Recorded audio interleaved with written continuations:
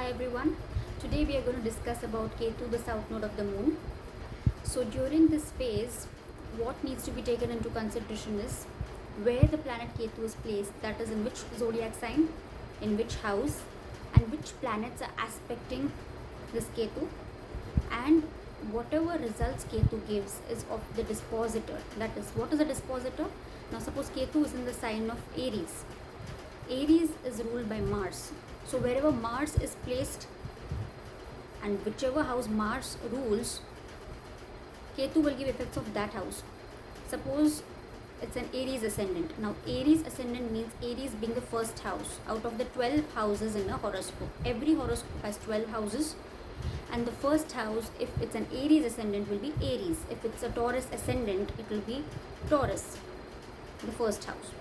What is an ascendant? An ascendant is a rising sign, a sign that was in the eastern direction horizon in the universal scheme of things when you were born.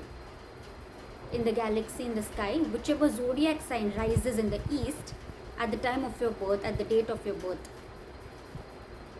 at that particular time, that would be your ascendant. So let's take an example for Ketu, from Ketu's point of view. If Ketu is in Aries, for an Aries ascendant, that is Ketu becomes the first house, Ketu in the first house. Ketu in the first house may make a person dynamic, vibrant. At the same time, it can make a person self-centered if it's afflicted. Now we have to see where is Mars placed, because it's Ketu is placed in Aries. Mars is the first and the 8th lord for an Aries ascendant, because Mars rules Aries and Scorpio, that's the 8th sign. So first and the 8th lord Mars, if it's in the 10th house. So a person may build his career, maybe into astrology, spying, secret services, everything related to the 8th house matters. Transformation, rebirth, insurance, all these are 8th house related matters. So his personality, that's the first house, and the 8th house lord Mars being in the 10th house of career, everything will revolve around this during Ketu Mahadasha. So there might be ups and downs, because 8th house also represents sudden events, accidents, sudden events, ups and downs. So that might come into fore, because Mars is a malefic, a natural malefic. So that might bring those kind of effects during Ketu Mahadasha.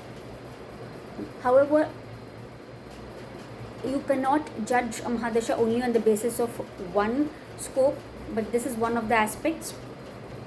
Secondly, if this Ketu is aspected by a malefic, that effect will also come into play.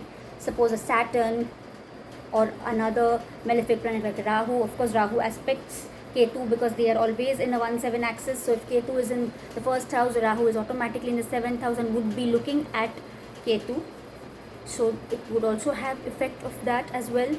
So if any other malefic or benefic aspects Ketu, that planet will also have its effect on Ketu during this Mahadasha. The chart cannot be read in isolation. Other planets and transits also play a role.